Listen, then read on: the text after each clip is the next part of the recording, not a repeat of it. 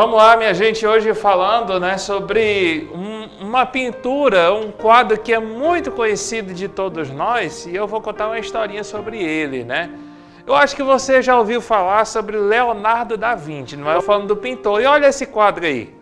Você já viu esse quadro aí? Tem aí na sua casa?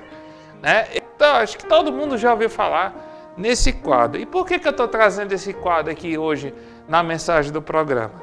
É porque é o seguinte, conta-se que quando o Leonardo da Vinci, que é o pintor dessa obra, coloca aí na tela de novo, que é o quadro, quis pintar a famosa obra da Última Ceia, o Leonardo da Vinci procurou um jovem modelo e belo que representasse a pessoa de Jesus que fica aí ao centro dessa imagem.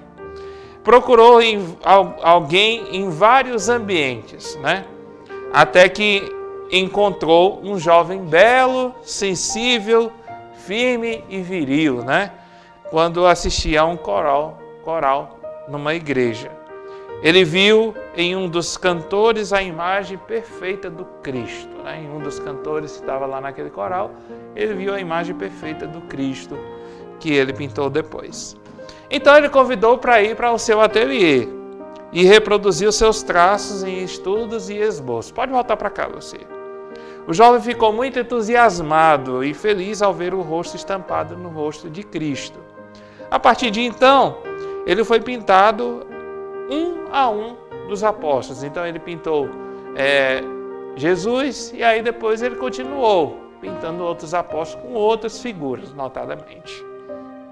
Tomé, Filipe, Mateus, Simão, Tiago, Judas Tadeu, Bartolomeu, João, Simão Pedro, Tiago Menor.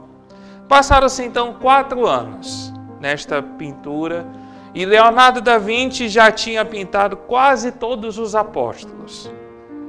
A Última Ceia, este quadro que a gente acabou de ver, já estava quase pronta, mas o Da Vinci ainda não havia encontrado o modelo ideal para pintar o traidor de Jesus, o Judas Iscariotes. Faltava então esta imagem do Judas Iscariotes, que ele deixou de propósito para o final. Queria que alguém representasse a traição e a degeneração. Depois de muitos dias procurando, o pintor Leonardo da Vinci finalmente encontrou um jovem prematuramente envelhecido, bêbado, esfarrapado, atirado na sarjeta. O seu olhar tinha algo de duro, de falso, de ambíguo. Ofereceu-lhe 30 moedas, uma boa importância para posar como modelo da sua obra-prima. Da Vinci, então, ao começar a pintar esta imagem, copiava as linhas da impiedade, as linhas do pecado, do egoísmo, tão bem delineadas na face daquele mendigo, que mal conseguia parar em pé de tão ébrio que estava. Quando terminou a pintura, viu que o jovem mendigo derramava algumas lágrimas, e o pintor lhe perguntou por que ele estava se emocionando de tal maneira.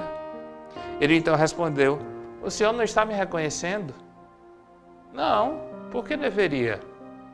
E aí, diante daquela negativa, o jovem disse, e o Da Vinci ficou assombrado com essa resposta: "Foi eu mesmo que lhe servi como modelo há 4 anos atrás. Lembra? Quando o Senhor estava pintando a imagem que fica no centro, a imagem de Jesus Cristo, o Senhor, sou eu mesmo." Nesses 4 anos que se passaram, meus amigos, esse jovem se perdeu no mundo.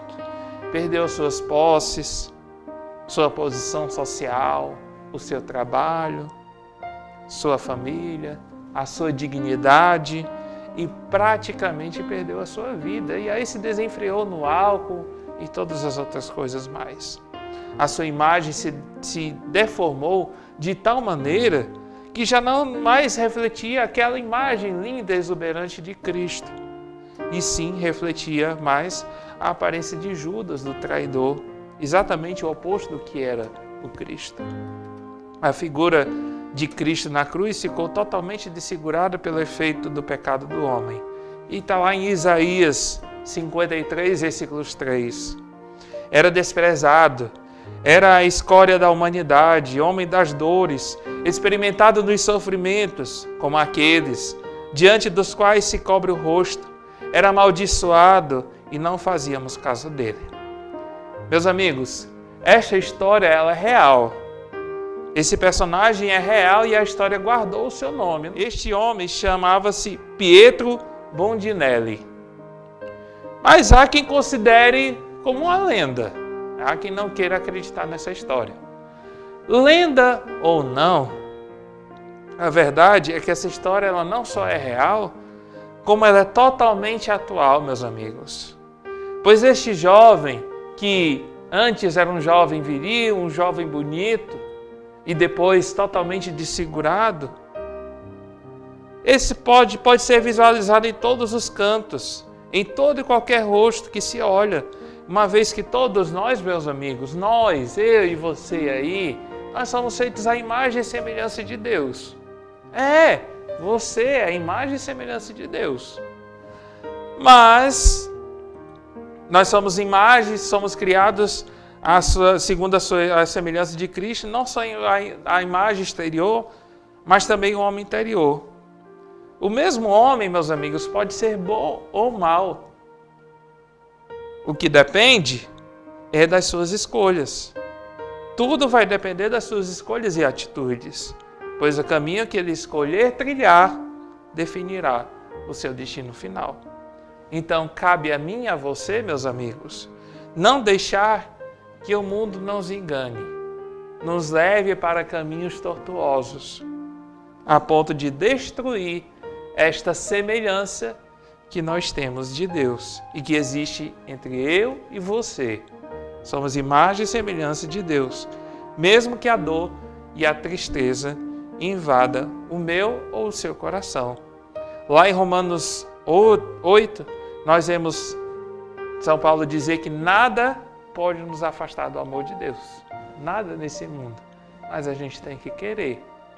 A gente pode ir por caminhos tortuosos, mas isso depende de nossas escolhas. Veja, o exemplo que eu contei para vocês se trata de um jovem que era belo, exuberante e bonito.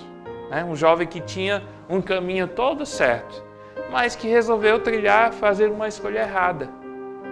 Escolher por caminhos que não levam a nada. Escolher para caminhos que só levam à perdição. Quantos e quantos nós não conhecemos por aí? Basta a gente sair da rua, a gente vai encontrar alguém que está nesse sentido. Por exemplo, moradores de rua. Vocês acham que essas pessoas nasceram na rua? Não!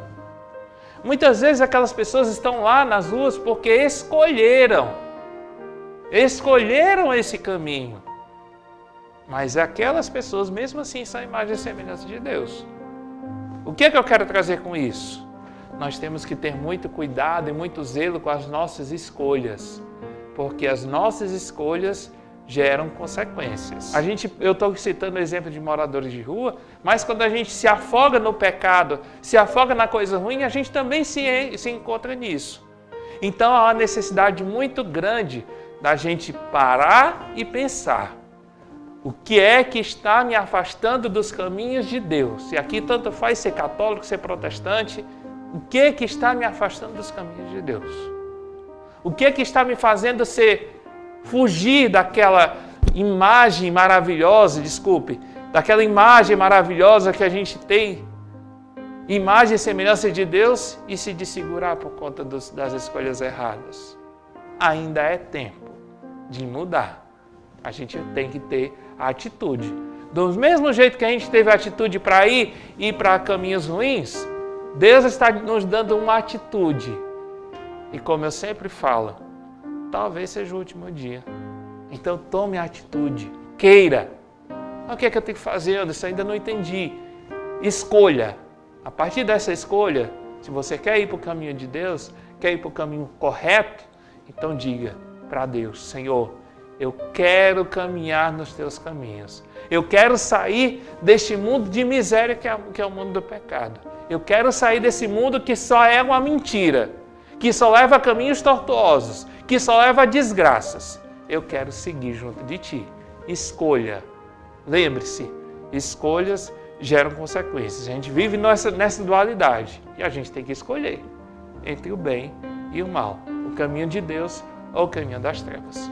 Possamos escolher por Deus e que Deus nos dê sabedoria para nessa batalha que a gente vive no nosso dia a dia, saber suportar as adversidades que a gente vai passar.